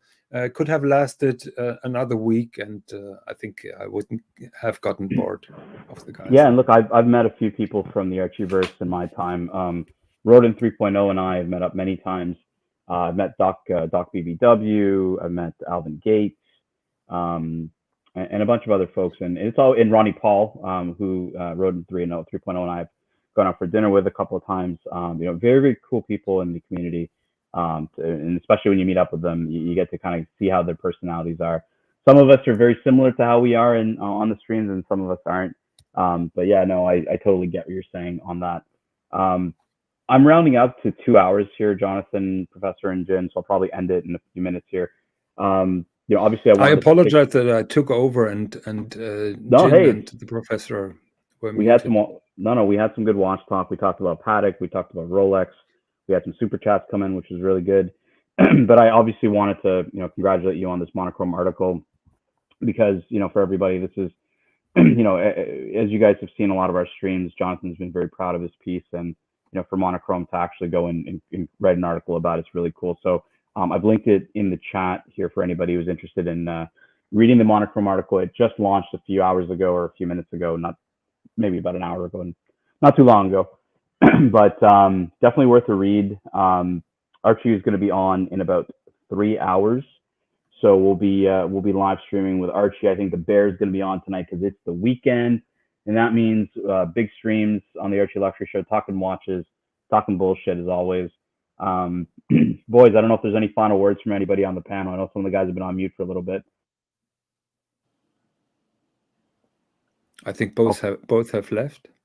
I'll speak for the Professor. If it's if it's not something, if it's not Rolex, then then bin it. It goes to the garbage. So we fell asleep. It was like going to a German James Bond fan convention. And this is coming from Higgins. This is coming from Jin, who has been to Glashütte, who's very big into German watches and stuff like that. I found that funny. I will try to scream the next time a little bit more. Is that okay then for you, Jin?